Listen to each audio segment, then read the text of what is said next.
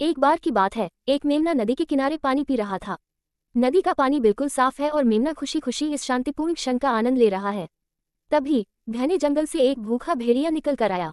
भेड़िए का पेट गुड़गुड़ा रहा था और उसने कई दिनों से कुछ नहीं खाया था। जब उसने मेमने को देखा तो उसकी आंखों में चमक आ गई।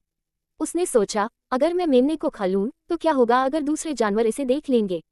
मेरे बारे में गपशप करना आसान है। मुझे मेमने को खाने के लिए एक उचित बहाना ढूंढना होगा ताकि मैं दूसरे जानवरों की गपशप से बचते हुए पूरा भोजन कर सकूं।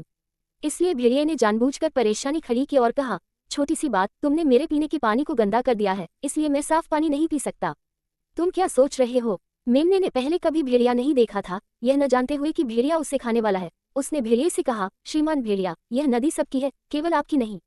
इसके अलावा मैं आपके पीने वाले पानी को कैसे प्रदूषित कर सकता हूँ? तुम धारा के विपरीत खड़े हो और मैं धारा के अनुरूप खड़ा हूँ। पानी आपसे मेरी ओर बहता है, मुझसे आपकी ओर नहीं। ये देखकर कि यह बहाना काम नहीं आया, भेड़िए ने दूसरा बहाना अपनाते हुए कहा, यदि यह बात है तब भी तुम बुरे आदमी हो। मैंने अन्य जानवरों से सुना है कि तुमने पिछले साल मेरी पीठ पीछे मेरे बारे में बुरी बातें कही थी। बस इसी के लिए मैं तुम्हें खा सकता हूँ। ये सुनकर मेमना और भी चिंतित हो गया और चिल्लाया, आह मिस्टर वुल्फ, ये कैसे संभव है? मैं तो पिछले साल ही पैदा हुआ था और मुझे तुमसे कोई शिकायत भी नहीं है, तो फिर मैं तुम्हें क्यों डांटूंगा? भेड़िया जानता था कि वह मेमने को निराश नहीं कर सकता।